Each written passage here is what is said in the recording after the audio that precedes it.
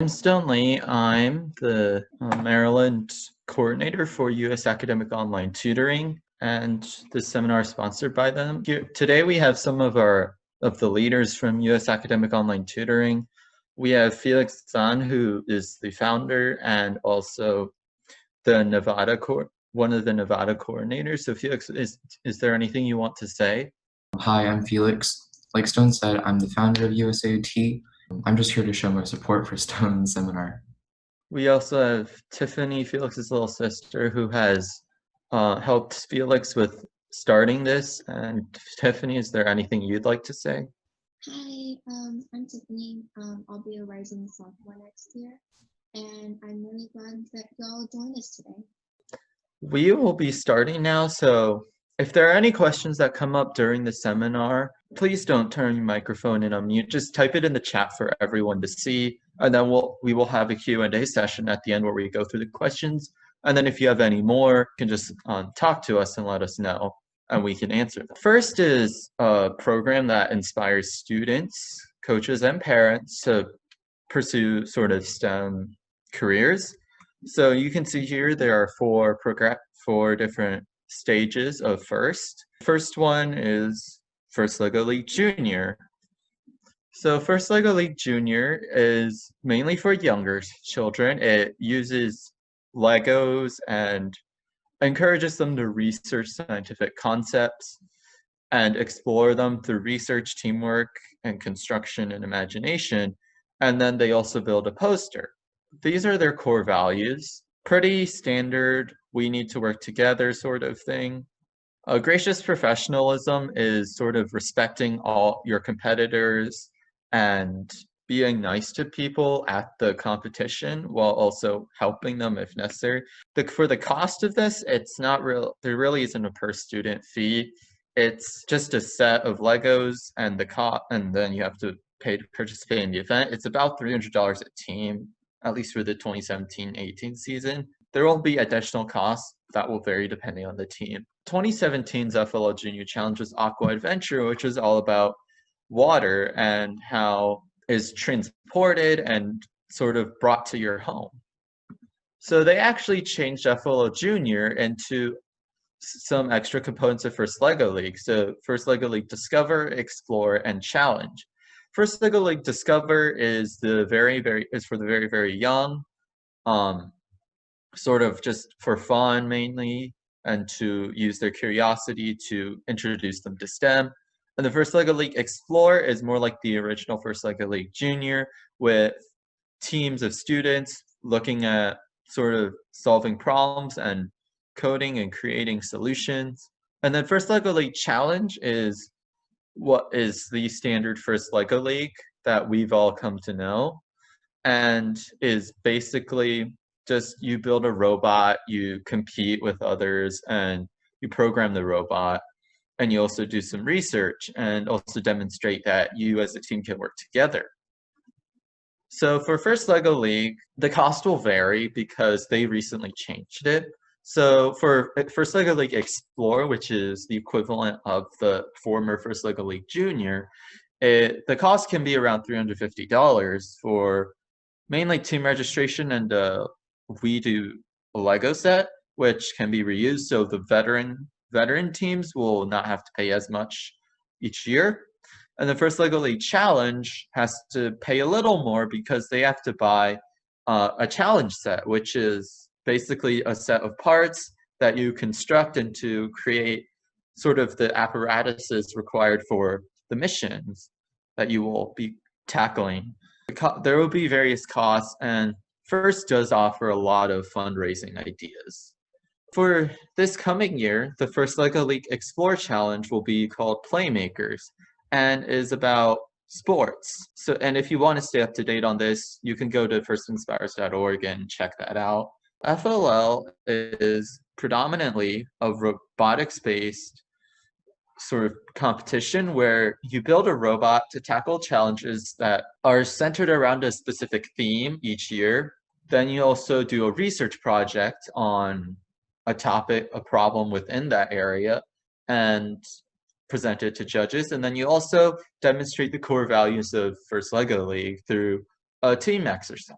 Cost, we went over this. It's about $800, $900 for a rookie team because you have to buy the robot kit and the challenge set, which has to be rebought each year. But after that, because the robot set is reusable, so the cost is significantly less. So there are three parts to FLL. There's the project, there's the robot game, and then there's the core values. The robot game is the more technical, robotics-oriented aspect of FLL.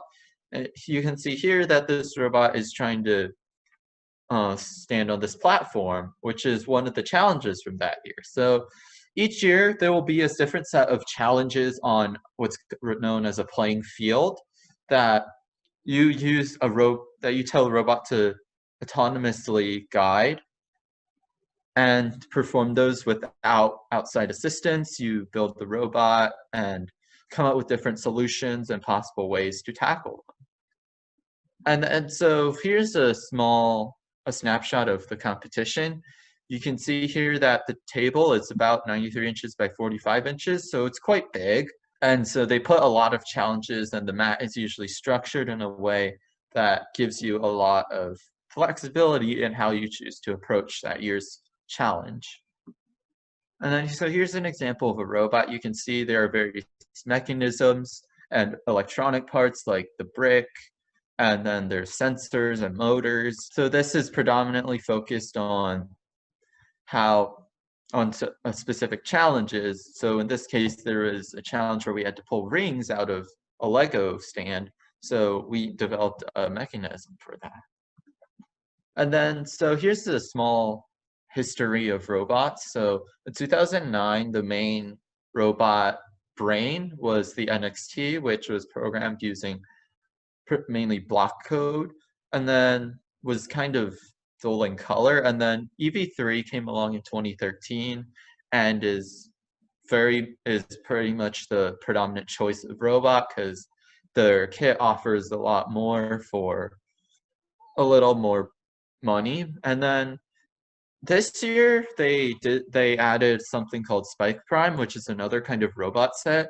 I haven't really worked with it, but if you do decide to start an FLL team, know that Spike Prime is another robot option for you if you like colors. And then so the project is the research portion of FLL, which is done on a specific topic within a certain area that pertains to the theme for that year. And then you will try to develop a solution to the problem, and then you present it to the judges. So here's an example of a presentation. This is from Trash Trek, where the main issue and theme was around handling trash. So the team did a lot of research on trash and wrote articles about it and talked with other people and came up with solutions for those problems. And then core values is the more teamwork-oriented aspect. This asks, how well do you get along with your team members? How well do you work as a team? So they basically give you a small exercise to do, and then they watch and as you and your teammates try to solve it, and they sort of judge you based on what behaviors you exhibited, how well you worked with your teammates, etc. So some things I learned from participating in FLL, as having mentored and participated in FLL for many years, a lot of it will be quite new to you if you do decide to start a new team or join a team. So a lot of the experience comes from getting outside of where you're comfortable, exploring and having a little fun with it. And also part of FLL is getting to know the community and reaching out, because you often have to consult experts that in the field that addresses the problem you're trying to solve. So you have to reach out to the community, and then also just have fun. It's Legos. You get to talk to other people. It's very educational and fun. So there's that.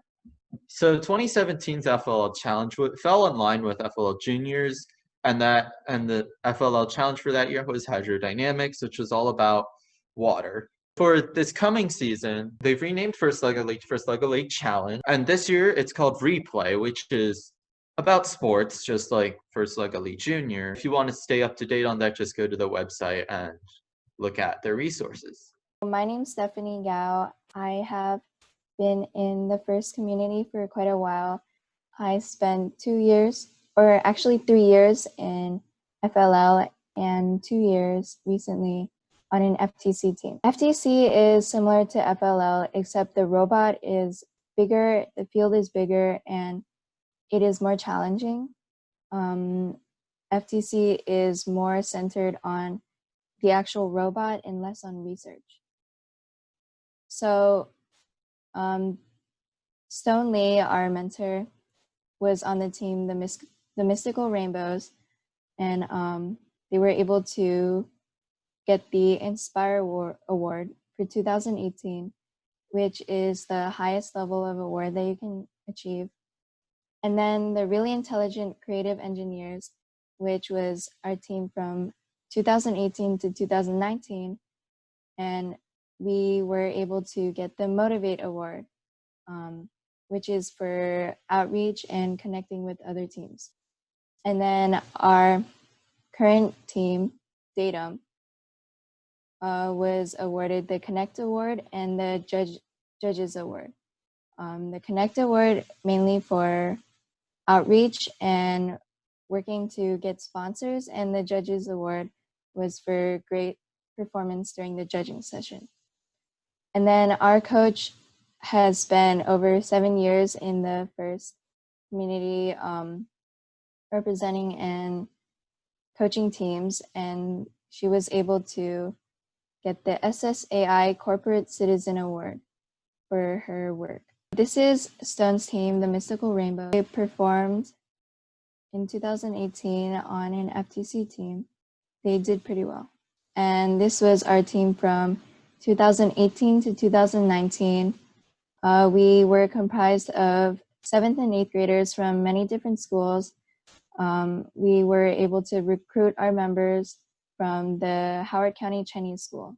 And then our current team from this year, also made of 7th and 8th graders, and we're able to find our members through our community and schools. And there's our mascot that we worked on. We designed it for our Bryce team, and we used it for our Datum team. It helped a lot to basically work as motivation, and we were able to talk to a lot of people, and a lot of people loved the mascot. In the 2019 to 2020 FTC season, we were on our team Datum. We were able to do a lot of outreach and get a lot of achievements. So we went to the first National Advocacy Conference to advocate for the ESSA Act to senators. We went to the Columbia Maker Faire and the Maryland STEM Festival. We also did lots of fundraising, like a food sale. And we went to Clemens Crossing Elementary School and their Maker Faire. And we did a lot of other outreach events and planned an FLL presentation for elementary schools. And we attended 2 Maryland DC FTC qualifiers. Hello, my name is Jessica, and I've been doing FLL for about 2 years, and then FTC for 2 years as well. So in 2019, when we went to the first National Advocacy Conference in Washington, D.C., and basically the advocacy conference is for advocacy, and you attend some learning sessions and you learn how to advocate for bills. So we advocated for the, I believe it was the ESSA Act, and it was passed, and we got to meet multiple senators and people from the House of Representatives. So this is outreach that we've done. So in the first photo on the left, that was at the Maker Faire at the Meriwether Post Pavilion. And then on the top right, that's us at our training place talking to a senior FTC team and learning from them. And then in the bottom right, that's us at Howard County Chinese School, teaching little kids about Legos and robots. During the 2019-2020 season, we plan to do a community robotics club, and we surveyed multiple elementary schools to determine their level of interest in this. And unfortunately, when we talked to them, we weren't able to organize an actual club, but it was a valuable experience in making these types of things and learning how to talk to others to organize clubs. So these are our partnerships and sponsors. So the Maryland Space Business Roundtable, we basically brought a PowerPoint about FTC and how we benefit the community, why FIRST is good for the community, and we got a grant from them. And then the USRA, that was where we practiced, and they were kind enough to allow us to use their fields to practice. And then the Howard County Chinese School, during the 2018-2019 season, they gave us a free space to meet up and practice it. And then United Therapeutics was a really big sponsor for the Mystical Rainbows team, because they gave around $4,000, and that was really beneficial so that we could get started, especially since it was the first year and the most expensive year. And then the FIRST Tech Challenge, FTC automatically, all FIRST programs automatically give like a small amount of money to help kickstart new teams so that they don't get like stuck because of money. And then Zen Garden, we were allowed to be there because for a fundraiser, basically people would eat there, and if they showed a flyer, we would get a certain amount of the profit they made. SolidWorks, they gave us 10 free professional memberships for the year that we were doing 3D modeling and CAD software. And then GoBuilda, they gave us a discount on their set so we would not have to pay as much, and Rockwell Collins helped us with registration costs. So the FIRST Tech Challenge is more expensive than FLL, and the registration is $275 every season. And then international teams, the cost will vary depending on what country you're in. And the average costs, including the team registration and parts, is about $2,250. However, this might be higher or lower depending on your t-shirts, whether you want to give out little pins and like candy or something at the qualifiers, and just what you want to put on your robot. And a kit of parts is reusable every year, so a veteran team will not have to pay as much the second year compared to the first year. So in 2016, the game was Velocity Vortex. Basically, there were small balls on the field that you had to put into these into the corners, and then at the end of the game, you had to put the yoga balls on top of the ring. And then in 2017, the game was Relic Recovery. So basically, this was a more complicated one, I would say. It used camera recognition.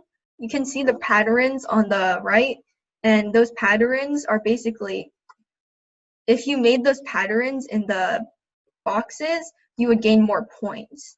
And it was called Relic Recovery because there's a relic, a yellow relic in the corner that you would have to pick up and put somewhere. So we're gonna show the video now.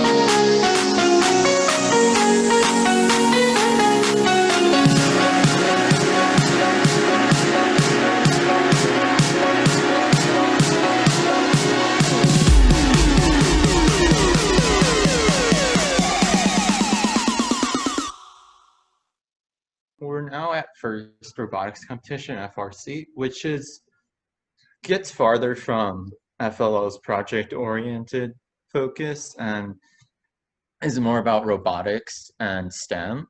So teams are at least 10 people or more, and they have to raise funds, design a brand, hone teamwork, and build and program a robot. And it's pretty close to real-world engineering. It's closest you'll get in FIRST. And then the mentors will often be professionals in their fields, and there are a lot of different programs are used in FIRST Robotics Competition, like LabVIEW graphical software design. The fees for FIRST Robotics Competition are significantly higher because initially the team registration, event participation, and the kit of parts are around $5,000 to $6,000, and then the additional costs for the travel, food, and other stuff will vary. And then generally, because FRC is a little different in terms of how you progress to world championships, you start out at regionals, and then you get like points, and then you advance based on how many points you have, and then people with the highest amount of points go to worlds. And so you start with regionals, and you generally start out with 2, and then you have to register for the championships, and then that would be around $15,000, and then the robot and other stuff is around $2,000, $5,000, which is around a total of $20,000. So if you want to start a FIRST Robotics Competition team, you have to really plan out the budget and how you're going to make up for all that money. So the 2018 game for FRC was Steamworks. So you can see here on the left, there's a ball and then there's a gear. The ball was referred to as fuel. It was shot into the boilers on the opposite corners of the field. And then the gears were placed on the center apparatuses and pulled up by human players. So some key differences between FRC and FTC is that the field for FRC is significantly bigger. It takes up about half a school gym, as we'll see. And there are also human players involved besides the 2 drivers and a coach that are seen in FTC. So you can see here there are people standing on the middle, and that there are sort of dumping chutes on the sides of the field.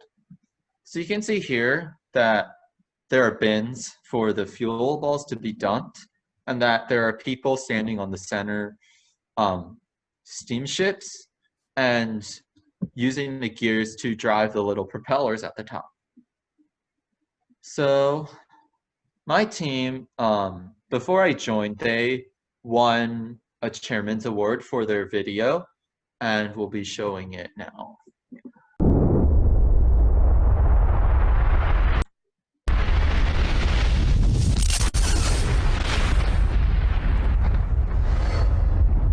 Over the past few years, the Space Raiders Team 2537 have had an increasing impact on their members, school, and community. Through interaction with other STEM organizations, participation in outreach events, mentorship of other FIRST teams, and social media presence, the Space Raiders have been able to help change the culture of their community. We use our large digital presence to uniquely spread the ideas of FIRST, specifically through our Facebook page, our YouTube channel, and our website. Through these platforms, we are able to provide resources and information about FIRST to the general public. Similarly, through our YouTube channel, we provide high-quality content summarizing the experience of FIRST.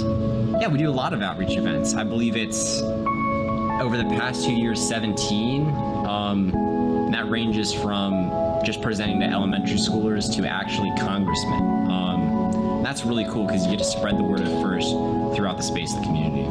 We work a lot with local STEM groups in our community, including the STEM Action Center, which is a local place where they have space to encourage people in the general community to get involved in STEM. We also work with Hackground, which is another makerspace in Maplelawn. They have an FRC, FTC, and FLL team there, and we work with them. Some of our alumni mentor their team, and we work very closely with them to make sure that their FRC teams are doing well, and we also help with their FLL and FTC. Over the past 2 years, we have assisted with 3 FRC teams, as well as mentored with 1 FRC team and mentored 6 FLL teams.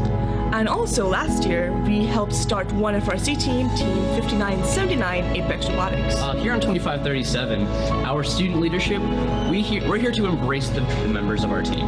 We're here to support them and make it so that they have the best season possible. The idea isn't for them to be helping us build a robot, but for us to help them have a good experience. So back when we founded in 2008, our team was simply a robot building club, and we were kind of antisocial with the other teams. But 4 years ago, our team decided to rebrand and became a full FIRST team, and since then, we focused a lot on outreach and improving our influence and the spread through the FIRST and the community.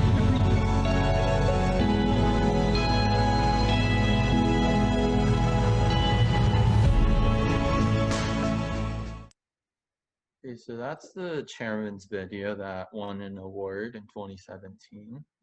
And then if you have like any other like regional questions, or you can probably find a FIRST website that pertains to your area. This is an example for Maryland, where there's also a Facebook page for ours, so you can check social media if you need to. That's it for the presentation, and we will be taking questions now. The people who filled out the form, we will be answering your questions right now. So the first question, will there be an international championship that replaces the championship of 2020, as there was no championship due to the virus? The answer to that is no, there won't be another championship. However, first now I noticed that the 2021 season will be the same games with some slight changes for the FTC and FRC programs, because FLL Jr, well, all the FLL Discover, Explore, and Challenge, they already finished their season before coronavirus, and FTC and FRC did not, so the championship will just be redone next year. The next question, how to help the students transition from FLL to FTC? So there really isn't a big gap between FLL and FTC, because for one, their coding is kind of similar, but if you really are worried about the difference between the robots and the programming, you can ask an FTC team for help and just learn the software. And also remember that the research portion is not in FTC, so you won't have to be doing research or writing any papers. However, it is still best to have a poster explaining your team. So how to start an FTC team, and what's the part you like most about it as a student?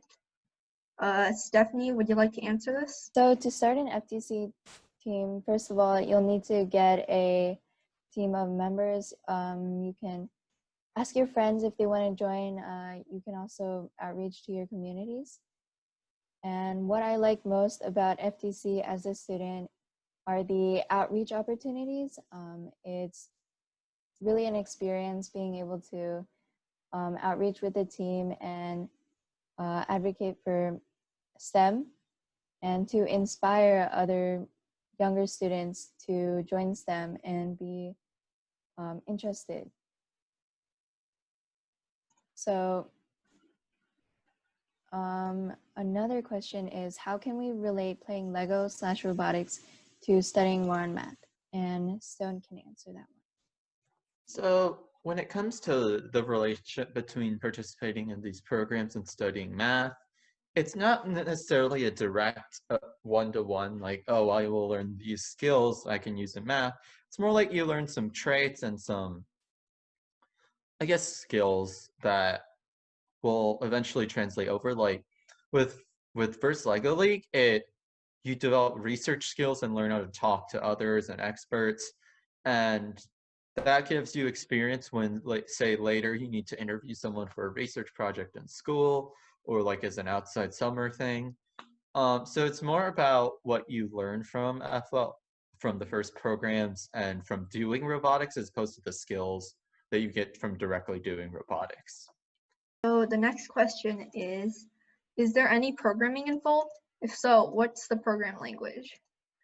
So for FLL, the programming, well, FLL Challenge, the programming is basically drag and drop, there's a special software for it to program the EV3. I believe the download for the software can be found on the FIRST website. And for FTC, it's a program made by Google. It's called block programming. And it's also kind of drag and drop, but there's another way to program, which is Java. You can directly download your Java code onto the FTC robot, and that will make the robot move. And then for FRC programming, I'm going to let Stone answer that. So for FRC, there's no drag and drop programming. FRC is not that simple. You're expected to have grown up for programming. As such, you will have to write programs in actual code like Java, and you can also write it in C++, which I'm not very experienced with because our team predominantly codes in Java. So, but if you want to learn more, you can probably ask a local team or look for one that does that program. If a student has no experience with any FIRST programs, can he or she start FTC? So the answer is absolutely yes, you can. There's no experience needed to start FTC. However, it's probably in your best interest to start a team with someone who knows about some kind of FIRST program. So that would maybe be a coach or a mentor who's already mentored or coached a team, or having another participant who's been in FLL or FTC before. So yeah, the next question, how to recruit new members. So if you're part of a team and there are members that, well, you want new members, and I guess the best way is to just outreach through your community, start outreaching more, find events or places that you can be to find more people that could be interested, would be interested. Another way is to just talk to people around your school, see who would be interested, ask your friends, and yeah. So the next question is how to recruit a coach or a mentor for the team. So coaching is actually a really hard job. So I would say for a coach, try and find someone who would be willing to be that involved and would be able to be that involved. So maybe a parent of one of your members or just someone you know. And then for mentors, you can ask another team in the area. If you're an FLL team, maybe you could ask an FTC team or an FRC team. If you're FTC, you could ask an FRC team, and an FRC team, you can just ask other FRC teams. Due to the cost of FRC, are teams usually associated with an organization such as a high school? So yeah, normally they're associated with a high school. I'm not sure about other organizations. Maybe Stone could tell you more. So yeah, you predominantly find FRC teams with schools because the schools can provide funding and a place to work. Like a lot of schools have a machine shop that you can use to manufacture parts for the robot. It is possible to find FRC teams elsewhere, such as at the aforementioned Hacker Ground in Maryland, where there is an FRC team that works out of like a little shop area that and isn't really sponsored by it is sponsored by like the 4-H club. The reason there's a lot of FRC teams based around schools is just the sheer cost of FRC makes it necessary to have some already present source of funding. It is possible to start one without it. You'll just need to find a way to come up with the funds for the registration fees and purchasing all the stuff you need. Okay. Someone sent me this privately. If a student does not know or like to program, can they join an FTC team and do some work together with the rest of the team? So yeah, FTC is not all about programming. You can build robots and talk about. So basically, the program is only one aspect of FTC. There's a whole nother aspect which involves sort of fundraising, because FTC is quite expensive if you don't know, if you buy all the stuff in your rookie team. So it's there's people who can talk and create presentations, and also for like t-shirts, maybe graphic designers can be interested in doing that.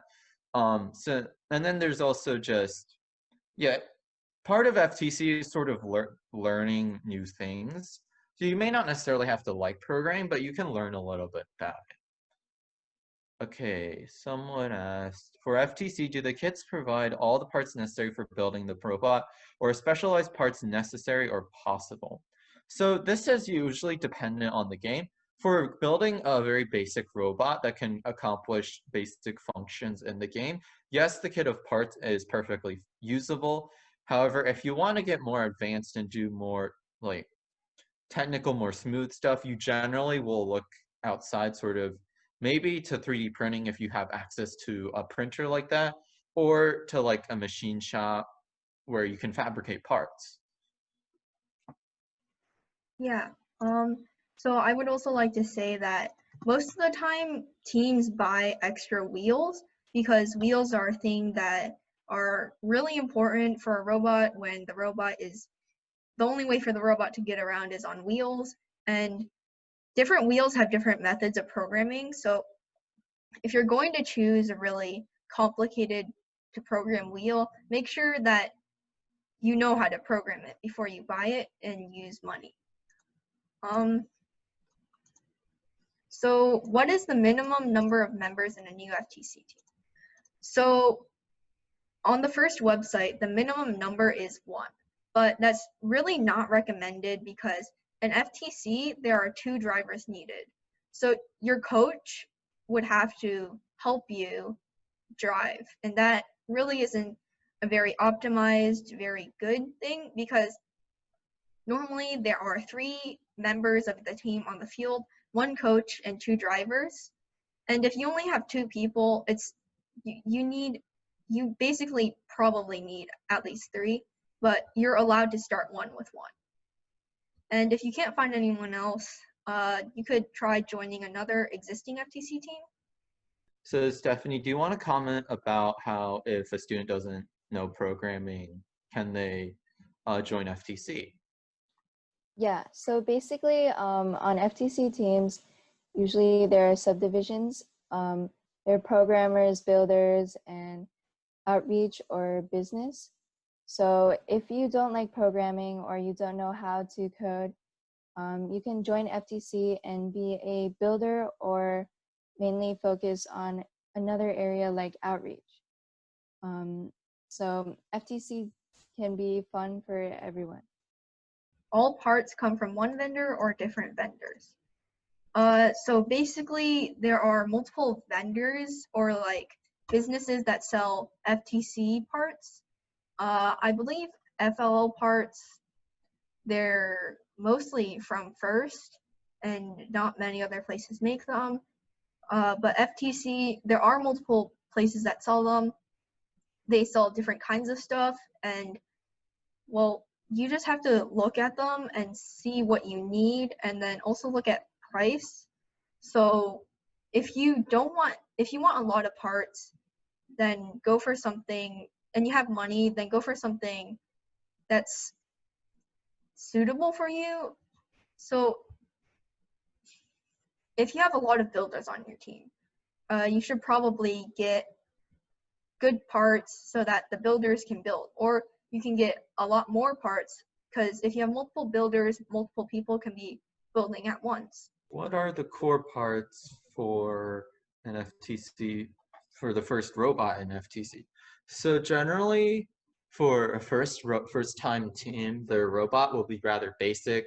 It'll have motors and wheels and a sort of a main structure, and probably have like an arm or 2 because usually each game has some sort of manipulation that is required. But it will vary depending on what kit you choose to get. Because there are different vendors that will offer you different starting kits for FTC, and each one will have its own sort of design. So it will vary depending on what the team is doing and what the challenge is. And then the cost for a basic FTC robot, So that is usually around, I'd say 5. It depends because sometimes, obviously, there's the basic kit of parts, but there's also uh, like extra parts you might need to get for like a special function. Like if you need like wheels to pick up something, you might want to get more wheels with better grip on things. I would just want to add something that the most basic robot will not cost that much, but since all the parts come in kits, then you're going to have to buy extra parts. And also sometimes you want to have like something special on your robot that didn't come in the kit, so you have to buy more stuff. It really depends on what happens throughout the season. So even if you buy a kit in the beginning and you think that'll be enough, it might not be enough because you might need more stuff. How do we join an FTC? I would say to join an FTC team, if you have no connections and you don't know anything about the community, I would say ask around first, try to see if there's already an existing one. And if you really can't find one, well, I would say look at the high schools first, because I know high schools also do FRC, but FTC is a better option for most schools because it's a lot cheaper than FRC. And if your local high school does not have one, then you can probably like start your own, see if there's anyone else interested in it. And if you really can't find anyone, you can do it on your own. Like I said, you only need one person to make an official team, but it's really not preferred to do that. Does it change much from year to year for the FTC robot build? The basic robot, no, but the attachments do change. Because you saw the games, every year the game is different. So let's say that last year you were going to pick up balls, and then this year you have to pick up a square. So obviously a sphere and a square are different sizes, they're different shapes, and you can't use the same thing to pick up both. So how does the robot mascot help the team do outreach? How did you come up with that idea, and is that required for each team? So the robot mascot, it's really helpful for outreach because it lets other people remember your team, and it's basically very friendly gesture. It also looks very like friendly, I guess. How did you come up with that idea? We basically just designed on paper something that we wanted to do. We wanted a robot, and we decided to use cardboard. So is that required for each team? It is not required, but I guess it would help out your team because, like I said, you'd be easily remembered, and other people will likely want to come up and talk to you because of your mascot. Thank you for coming, and we hope you have a great week.